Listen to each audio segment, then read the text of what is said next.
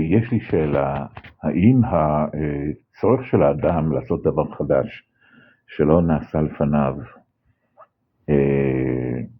מחייב אותו לעבור על כל הכללים, על כל מה שנקרא הנורמות של הטעם הטוב, אני לא יודע. אבל כך, לקחת צילום מסך ולהפוך אותו לפודקאסט, ועוד ביוטיוב, ולנצל זאת כדי לספר על התובנות שהיו לי השבת. אולי אפילו גם לשלוח לכי בקשה שימצא לי איזשהו, אני מחפש ספר שנמצא אצלנו בבית, בשנות ה-50-60, ואני לא יודע אם עדיין הוא נמצא אצלנו, זאת אומרת, בבית של ההורים, בבית שהוא גר בו היום. וגם סתם ככה לרוץ על פני המסך הקטן שלי, הרי בסופו של דבר אף אחד לא מסתכל מה שאני מפרסם. ביוטיוב, אני לא זוכר פעם מישהו נכנס ליוטיוב שלי לראות משהו שם. אז באמת זה אולי חוצפה אפילו,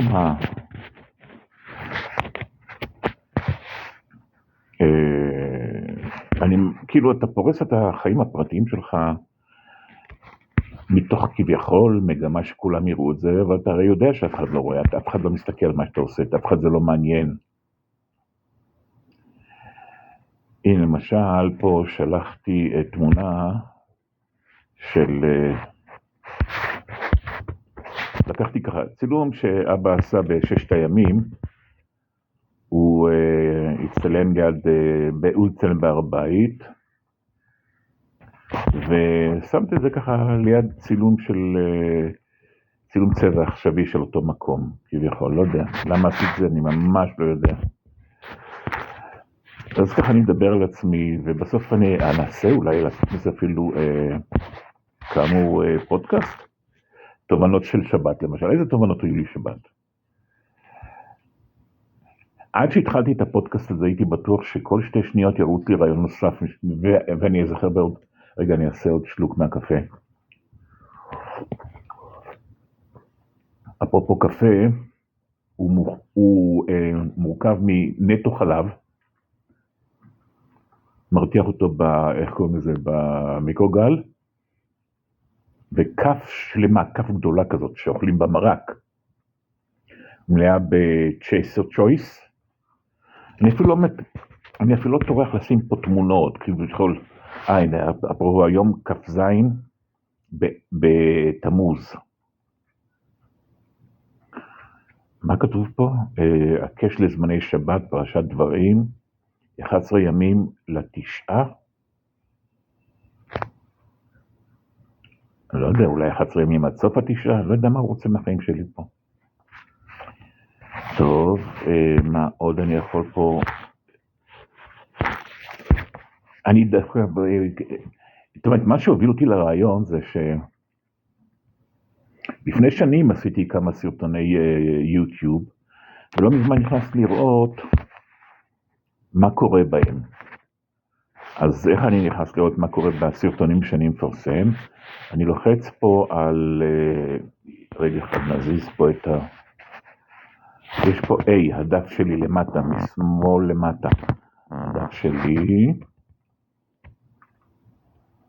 ואני יכול אולי אל הערוץ, והנה פה למשל סרט שעשיתי על סבתא לפני כמה ימים, ויש פה עוד כמה סרטים. יש פה, עכשיו הסרטים האלה הם לא סרטים שהם מעניינים מישהו, שמתי לב, הם לא מעניינים, אף אחד לא מתעניין בזה. אז למה שאני לא אהפוך את הסרטים האלו למשהו אישי, כמו מכתב פרטי, פתק שאני תולה על הדלת של המקרר במגנט, שאני רוצה להזכיר לעצמי משהו, או שמישהו אחר יזכור משהו שצריך לקנות או משהו כזה. או לצלצל על הגז, או לחברת חשמל. אז איפה כל הסרטים שעשיתי טוב לא חשוב. כן, יש כאן עכשיו, יש פה סרטון שאני הקשבתי לו קודם, בואו נראה, נפעיל אותו שנייה אחת, נראה מה קורה כשאני גם מקליט וגם מפעיל סרטון.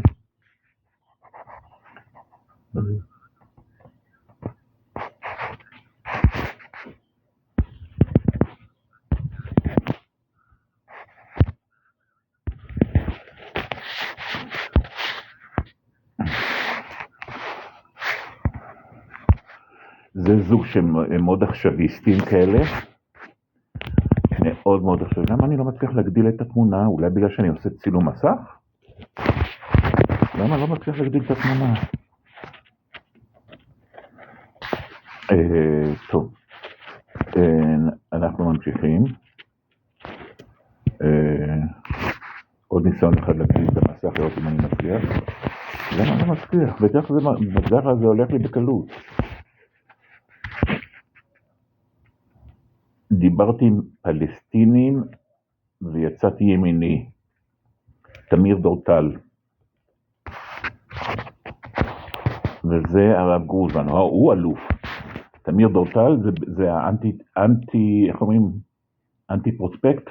לא יודע איך לקרוא לזה. ההפך מאלוף. אני אומר את הדברים האלו בשיא החופשיות תוך כדי שתיית קפה. אין לי מיליגרם סימפתיה לאיש הזה. אמנם הוא מייצג דעות ימין, אמנם הוא מנסה לחדש משהו, אבל כל צ'קלות, איך קוראים לזה? צ'רקות, אפילו אני לא מתאמץ להבין מה הוא אומר. אבל מה שכן אני שומע זה שהוא שונא את אנשי המגזר שלי. אגב, ככל שהוא יותר שונא ונותן ביטוי לעובדה שהוא שונא את המגזר שלי, אז בשבילי, לא רק בגללו, אלא בגלל הרבה חוויות שעברתי בחיים, שאמורות היו לצנן אותי, את ההתלהבות שלי מהמגזר שלי, זה הפך אותי משוגע על המגזר הזה.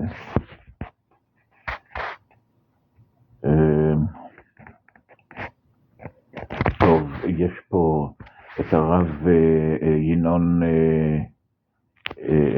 קלזן, השקפת התורה על אירועי ימינו, אלוף, הוא באמת אלוף. איך הוא מסביר יפה, הוא תימני כזה שלא שם על כלום. טוב, סתם לרוץ ככה על המסך שלי, זה צריך להיכנס לי יותר לפרטים. אז איך אנחנו עושים את זה? איך אנחנו נכנסים לפרטים יותר אינטימיים כאלה? למשל, אם אני אכנס לגלריה, נראה מה אנחנו רואים בגלריה. בגלריה אנחנו רואים כל מיני דברים שפרסמנו לאחרונה, שעוד לא הספקנו למחוק. אם למשל, אם מדברים כבר על משהו עם עיקרון מסוים, אז הנה, דוגמה למשל. יש כאן ילד ששואל את האבא שלו, תגיד לי אבא, אלברט שווייצר היה איש שהציל המון ילדים ממחלות? אז אבא עונה לו, כן דני, יש אנשים כאלה שמצילים המון ילדים ממחלות. למה אתה שואל? אז הוא, במקום לענות על השאלה של אבא, הוא עוד של האבא, אדולף היטלר היה איש שהרג המון ילדים ואנשים?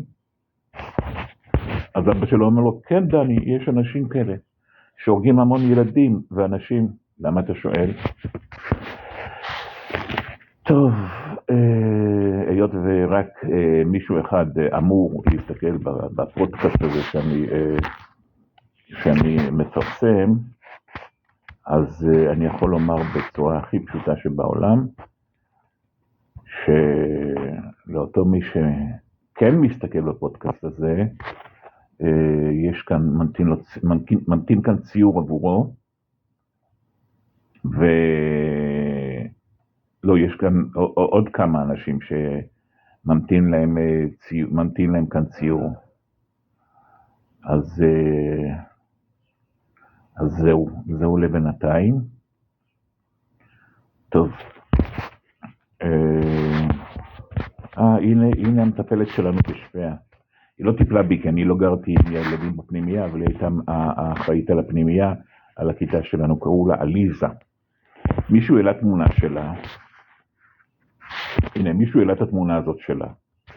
אז עשיתי צילום מסך, והוא גם צילם את זה בצורה בזווית, וזה לא יצא, זה ככה מטושטש יצא, אבל כל מי ששאלתי הסביר ואמר לי שהשדרוג שעשיתי לרעיון הצליח. טוב, יפה. מה יש לנו כאן עוד? יש כאן כל מיני דברים שאני צריך למחוק אותם כנראה, ואני אכן אעשה זאת די בקרוב. הנה למשל תמונה שלי. איפה הצטלמתי? איפה הצטלמתי פה? זה לא הבית שלנו. טוב. האף שלי זה באמת, הוא חייב להפוך להיות מה שנקרא פרסומת לתפוחי אדמה. טוב, אז עד כאן למשל, והבה נפרסם זאת איך אמרנו איפה אנחנו הולכים לפרסם זאת? ביוטיוב. טוב, ננסה, נראה אם נצליח.